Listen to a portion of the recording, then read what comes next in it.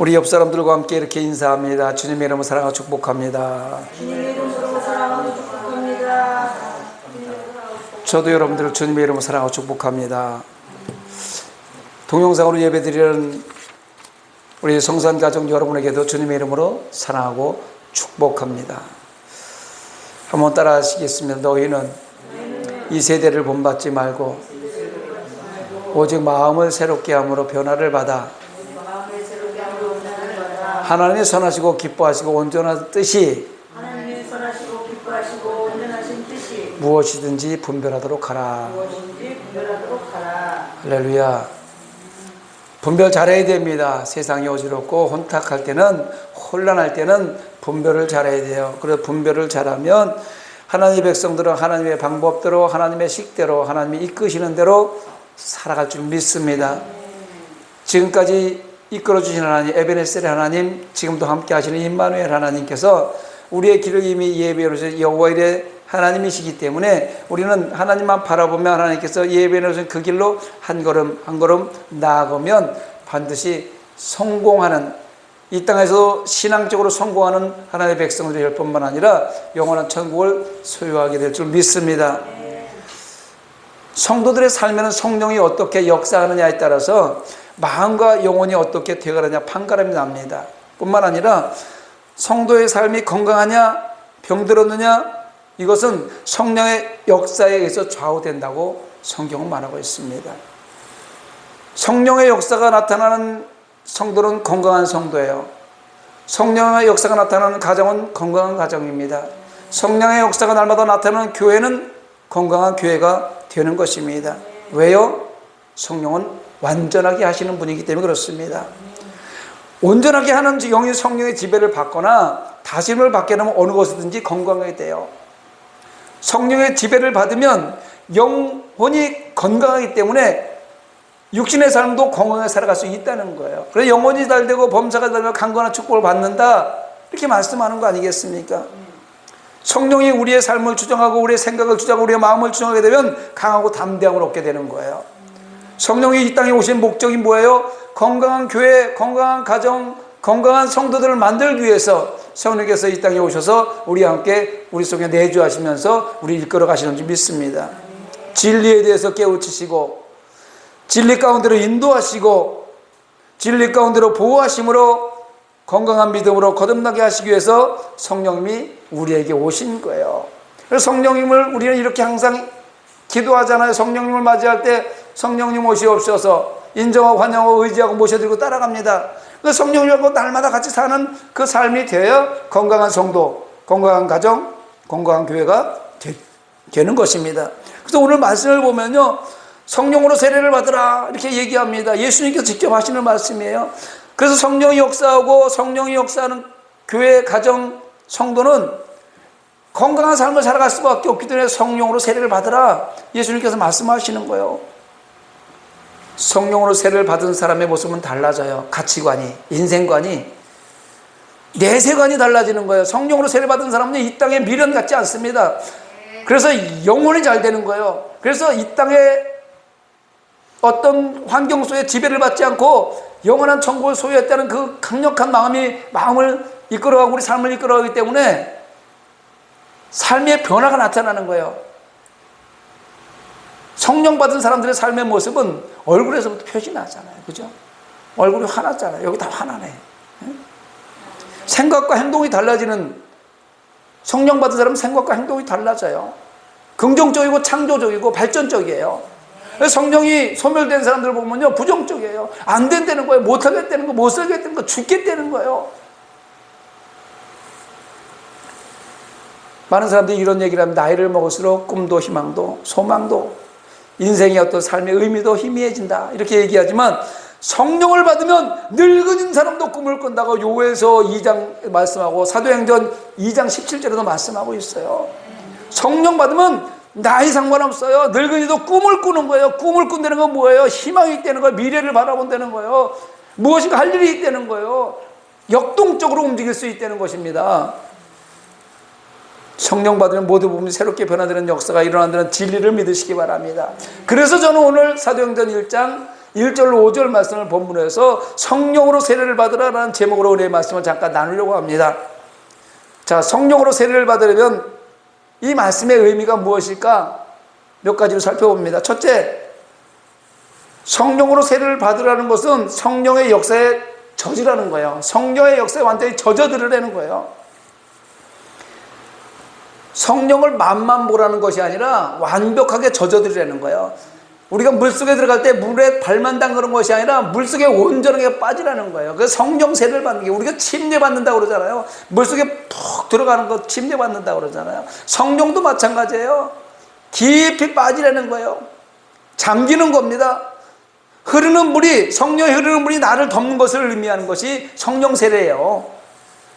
한여름에 거세게 흘러가는 장마철 물이 집을 휩쓸어 버리고 나뭇가지를 휩쓸어 먼 세상을 초토화 버리는 그런 모습이 있죠. 성령 세례를 받으면요, 세상의 생각, 세상에 내가 가지고 있던 가치관, 이런 것들이 다 휩쓸어져 나가고 성령의 물에 꼭 잠기기 때문에 오직 주님만 바라보는 그런 역사가 나타날 줄 믿습니다. 의미적으로 해석하면 내가 물에 빠지고, 내가 잠기고, 내가 물에 덮이고, 내가 휩쓸린다는 말이에요. 물의 지배를 받는 거예요. 내 생각은 없는 거예요. 성령이 인도하면 내 생각은 없어요. 성령이 인도하는 대로 나가는 거예요. 물에 빠지면 물의 영향을 받잖아요. 물이 목 정도만 차잖아요. 그 다음부터는 내 의지대로 안 돼요. 물의 힘에 의해서 딸려가는 거예요. 성령도 마찬가지예요. 성령을 발목만 담고 있으면 내 맘대로 하고요, 허리까지만 와서 내 맘대로 움직여요. 모가지까지 딱 차고 완전하게 성령에 잠기면요, 아무것도 할 수 없는, 내가 할 수 있는 게 아무것도 없다는 고백하는 거. 주여, 나는 죄입니다. 오늘 내가 할 수 있는 게 아무것도 없어서 하나님 옆에 나왔어요. 성령님 인도해 주세요. 성령님 이끌어 주세요. 그렇게 되면 성령님께 우리의 삶을 이끌어 갈 줄 믿습니다. 나의 사상과 철학과 계획, 생각, 이게 성령의 지배를 받고 영향을 받는 것이 성령에 잠기는 거예요. 내 육신의 생각이 죽는 것입니다. 인간은 육을 따라가면서 죄의 올무에 걸려서 결국에 사망에 이른다고 성경은 말하고 있어요. 육신을 따라가면 죽는다고 성경은 곳곳에서 이야기하고 있습니다. 그런데 우리는 날마다 보고 듣고 생각하는 것이 육신적인 거고, 보고 듣고 생각하는 것이 죄악인 거기 때문에 어쩔 수 없이 육신적으로 따라갈 수밖에 없는 그런 상황 속에 살고 있다면, 적어도 하나님 말씀을 상상하면서, 상고하면서, 이런 예배 자리에 나와서 하나님 말씀을 들으면서, 주여, 내가 오늘도 육신의 생각으로 나를 지배받고 있네요. 용서해 주세요. 회개하면서 성령의 지배를 받는 저와 여러분에게 간절히 소망합니다. 사망에 이르게 하는 육신의 그 지배는요, 우리 힘으로, 우리 마음으로 어떻게 할 수가 없어요. 나의 의지로는 이길 수가 없어요. 내가 결심하잖아요. 이번에는 이거 반드시 하지 말아야지. 이번에는, 올해는 담배를 반드시 끊어야지. 술은 먹지 말아야지. 이런 다짐하잖아요. 근데 그걸 뭐라고 그래요? 작심삼일이라고. 작심삼초. 요즘엔 작심삼초래요. 내 다짐과 결심으로는 육성은 절대로 극복할 수 없다는 사실을 기억하셔야 돼요. 인지하셔야 돼요. 알아야 돼요. 그래서 우리의 육성은 성령으로 다스릴 수밖에 없다라는 것을 인정해야 되는 것입니다. 성령의 다스림을 당하고 성령의 지배를 당할 때 하나님이 원하는 직분자여 사명자여 하나님의 일꾼이 될 줄 믿습니다. 두 번째로 성령의 세례란 성령으로 씻어버리는 것을 말하는 거예요. 신앙생활의 여러 기능 중에 회개의 기능을 말하는 것입니다. 성령을 처음 받으면요, 죄악만 생각나요. 작은 것 하나까지 죄 생각나면 왜 이렇게 죄가 많은지 몰라.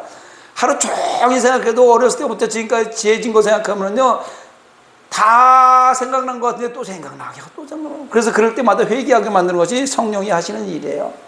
바울은 믿음의 아들 디모데에게 정결한 마음, 선한 양심, 거짓이 없는 믿음을 가지라 이렇게 권면합니다. 목회자로서, 야, 너 목회자가 되려면 디모데야, 너 카리스마가 있어야 돼. 목회자가 되려면 너 건강해야 돼. 목회자가 되려면 뭐 설교를 잘해야 돼, 뭐 이런 얘기를 안 했어요. 탁월하게 행정을 잘해야 돼, 이런 얘기도 안 했습니다. 한마디로 말하면 부끄러움이 없는 사람이 되라, 깨끗한 사람이 되라, 이렇게 지금 권면하고 있습니다. 성령 충만한 사람의 모습이거든요. 에레미야 4장 14절에 보니까 예루살렘아, 내 마음의 악을 씻어버리라. 그리하면 구원을 얻으리라. 내 악한 생각 내 속에 얼마나 머물겠느냐, 이렇게 성경은 말하고 있습니다. 성령으로 세례를 받으라는 말은 거룩한 영이신 성령으로 씻어 내리느라는 거예요. 오늘 이 시간에 성령의 불이, 성령의 물이, 성령 충만의 은혜가 여러분의 세상적인 생각과 육신의 모든 것을 씻어버리고 간절히 소망합니다. 베드로가 성령을 받고 나가서 말씀을 증거합니다. 성령을 받기 전에 베드로가 죽을까봐 도망가 있었잖아요. 마가의 다락방에서 기도하다가 성령 충만을 받고 나니까 나가서 목숨을 담보로 말씀을 증거할 때 그 장소에 무슨 일이 일어났어요? 찔림을 받았다고 그래요. 많은 사람들이 찔림을 받았다고 그래서 이 찔림 받는다는 게 뭐냐면 회개하는 거예요. 통회하며 자복하는 사람들이 많아졌다 이거예요. 그런 사건들이 일어났다는 거예요. 생각해 보니까 하나님의 말씀을 듣고 하나님의 복음을, 예수 그리스도 나를 위해 십자가 죽으셨다는 그 복음을 듣고 나니까 내가 지금까지 살아오면서 내가 지금까지 십자가에 예수님 못 박았던 그 모든 것들이 생각이 나서 찔림을 받는 거예요. 그러니까 자복하는 거, 회개하는 거예요. 세상의 습관, 묵은 것들을 씻어내는 역사가 있기를 간절히 소망합니다. 여러분, 세상과 하나님은 교마여 섬길 수가 없다고 성경은 얘기합니다. 하나님의 부흥은 성결한 곳, 깨끗한 곳에 일어난다는 거예요. 한쪽 발은 교회에, 한쪽 발은 세상에 담가놓으면요, 그 사람은 세상에선 잠깐 보일 때 잘 되는 것 같지만 사실은 영원한 천국을 소유할 수 없기 때문에 죽는 거예요. 죽는 거예요. 하나님의 부흥은 성결한 곳에서 일어난다. 깨끗한 곳에 일어난다. 기억하시기 바랍니다. 셋째로 성령으로 바꾸라는 말이에요. 성령 세례를 받으라, 이 말은 성령으로 바꾸라는 거예요. 이 성령으로 세례를 받으라 이 말을 원어로 깊이 들어가다 보면 착색하다, 염색하다 이런 뜻이에요. 함축적인 의미가 담겨져 있습니다. 착색은 뭐예요? 물건에 내가 색을 칠하는 걸 착색이라고 그러잖아요. 염색은 뭡니까? 여러 가지 색으로 물을 들이는 것을 염색이라고 그러는 거예요. 우리 머리도 하얀색, 까만색, 노르스름한색, 뭐 이렇게 붉으스름한 색, 다 머리에 염색하고 막 이렇게, 옷도 우리 지금 옷을 다 색깔 갖고 입는, 이거 다 염색한 거잖아요.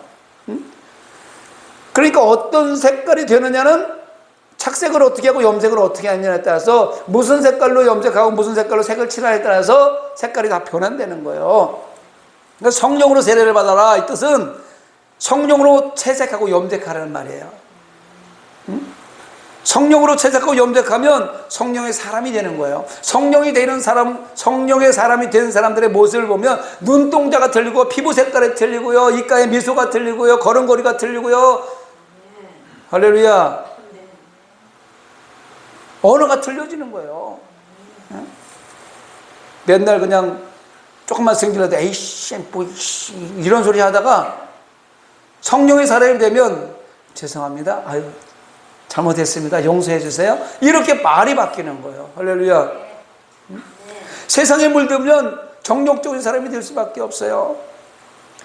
세상에 물들면, 세상 것 바라보면 육신의 정욕과 안목의 정욕과 이생의 자랑으로 살아갈 수밖에 없어요.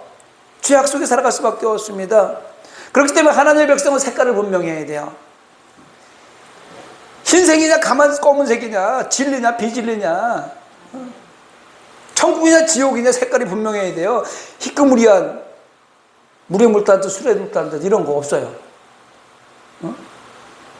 어떤 때는 하얀색 같은데 어떤 때는 검정색도 보이고 빨간색 같은데 하얀색도 보이고 막 이렇게 이 헷갈리는 색깔을 가지고 있으면 안 돼요. 성령의 사람, 하나님의 사람은 딱 한 가지 색이에요.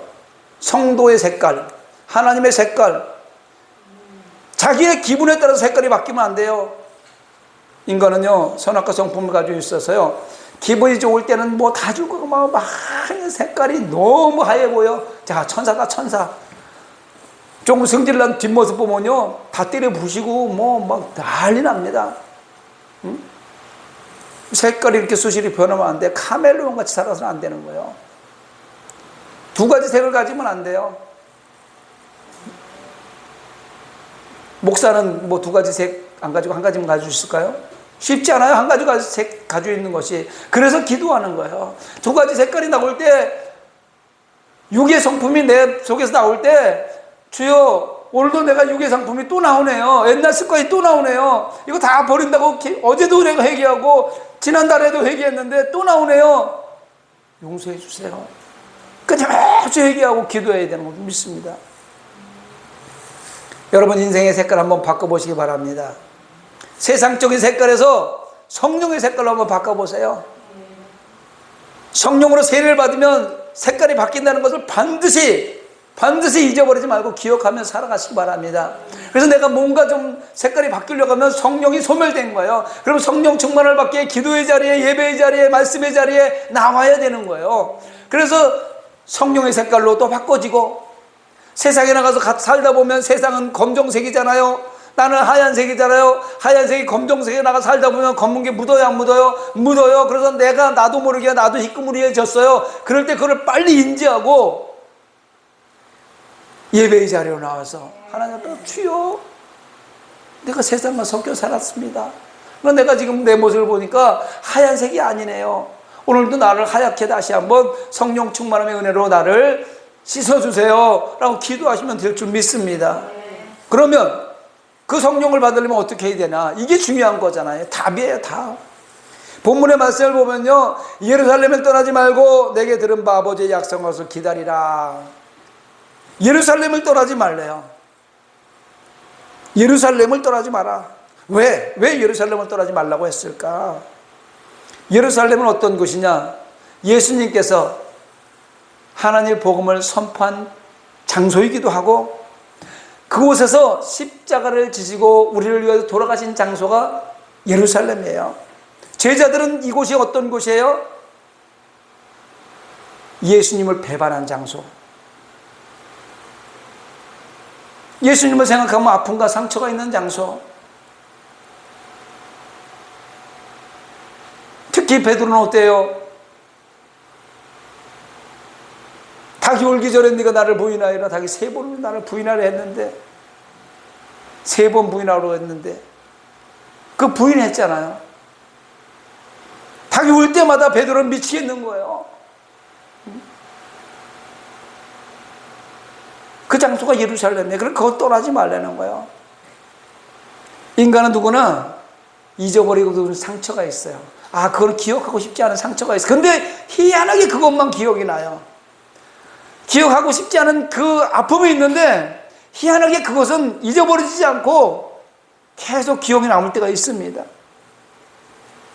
그런데 예수님은 바로 이런 곳, 이 장소를 떠나지 말고 기다리라고 하는 거예요. 왜냐하면 너희들이 아픈 상처가 있는 이곳에서 내가 너희를 치료해 주겠다는 거예요. 그 아픔을 해결해 주겠다는 거예요. 위로의 성령으로 상처를 치료해 주시겠다. 그래서 예루살렘을 떠나지 말고 이곳에 있으라고, 머물러 있으라고 얘기하는 거예요. 성령은 우리 마음에 내주하시는 분입니다. 나의 연약함과 부족함을 아시고 성령님이 늘 채워주시는 분이 성령님이에요. 어쩌다가 정말 힘들고 어려워서 기도도 나오지 않을 때 그냥 그래도 기도하고 싶은 마음이 들 때가 있잖아요. 기도도 안 나와요. 사실은 너무 어려우면요, 너무 힘들면요, 너무 고통스러우면요, 기도도 안 나와요. 주여 소리를 할 수가 없어요. 다 느껴봤잖아요. 그럴 때 그럼에도 불구하고 하나님의 백성들에게는 성령님께서 인도해서 기도의 자리를 이끌어 주시거든요. 그럼 기도의 자리에 나서 눈 감고 그냥 우는 거예요. 주여. 목소리도 안 나와요. 아시죠?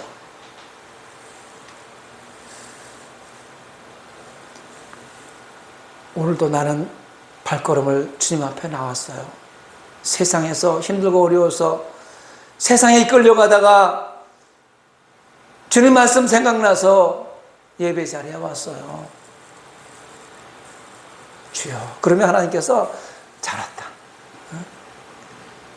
이스라엘 백성들이 애굽 땅에서 바로의 고통 가운데 못 살겠다고 부르짖을 때 바로 옆에서 그랬잖아요. 내가 너를 이끌어준다고. 그리고 출애굽시켜줬잖아요.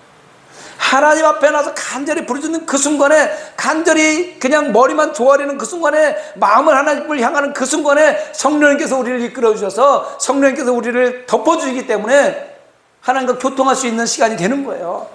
그러면 우리의 기도의 문이 열리고 예배의 문이 열리고 삶의 문이 열리고 세상의 문이 우리의 지배를 받아서 세상을 우리 마음대로 이끌어갈 수 있는 거예요. 우리는 지금 세상에 끌려다니고 있잖아요. 우리는 그 세상을 끌고 다녀야 돼요. 교회가 세상을 끌고 나가야 됩니다. 세상에 교회가 끌려다니면 안 돼요.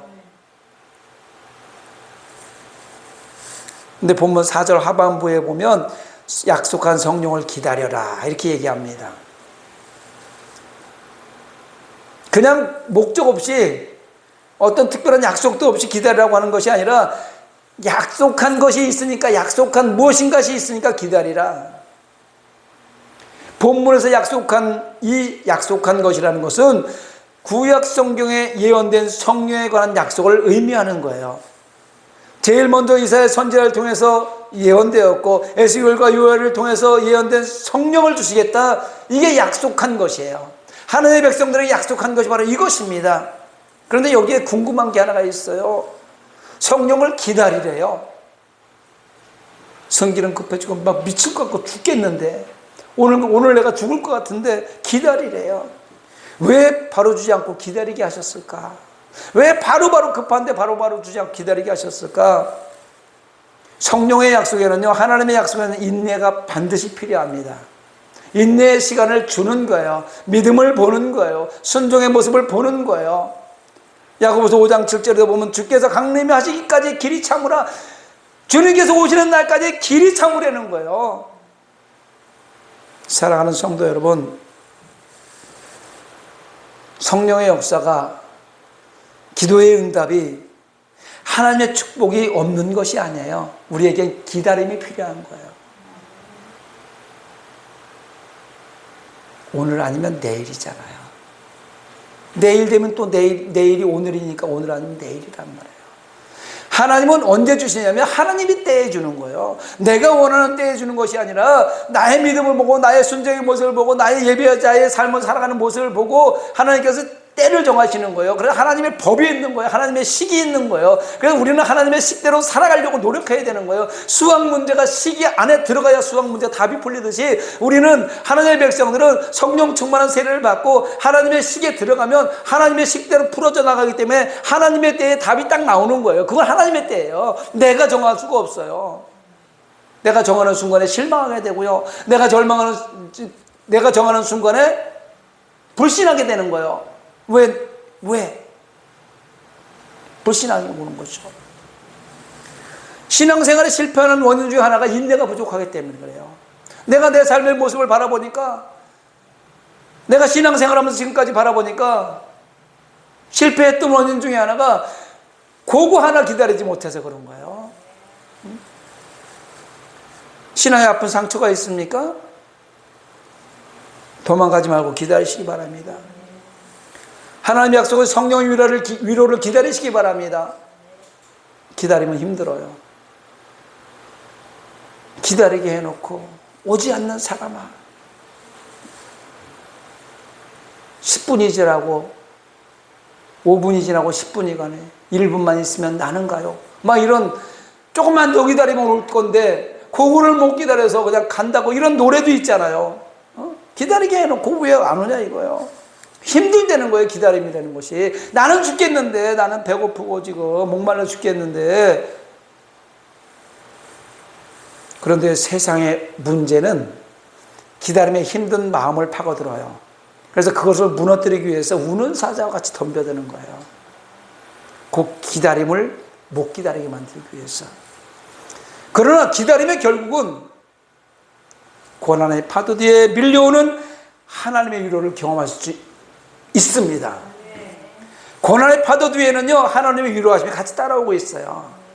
그 고난의 파도가 하나 오고 두 개 오고 세 개 오고 했을 때 마지막 5개 뒤에 하나님의 위로하심이 있는데 3개에서 3-4번 참았잖아요. 하나님, 나 못 참아요. 그러면서 떠나버리니까 가브리엘 천사는 이제 선물을 가지고 고난의 뒤에서 지금 파도가 5개 뒤에 오고 있는데 3개만 내가 가버렸으니 나 와보니까 선물 받을 사람이 없는 거예요. 기다리지 못해서. 그래서 다시 가버리는 거예요. 기쁨의 천사가. 부탁합니다. 고난의 파도 뒤에는 성령의 위로하심이 반드시 있다는 걸 믿으시고 인내하시기 바랍니다. 기다리시기 바랍니다. 아무쪼록 여러분 성령의 세례를 받고 능력 있고 변화된 아름다운 삶을 살아가는 주인공이 되시기를 주님의 이름으로 축원합니다. 말씀을 생각하면서 우리 함께 기도하기를 원합니다. 하나님, 나는 성령 충만한 줄 알았어요.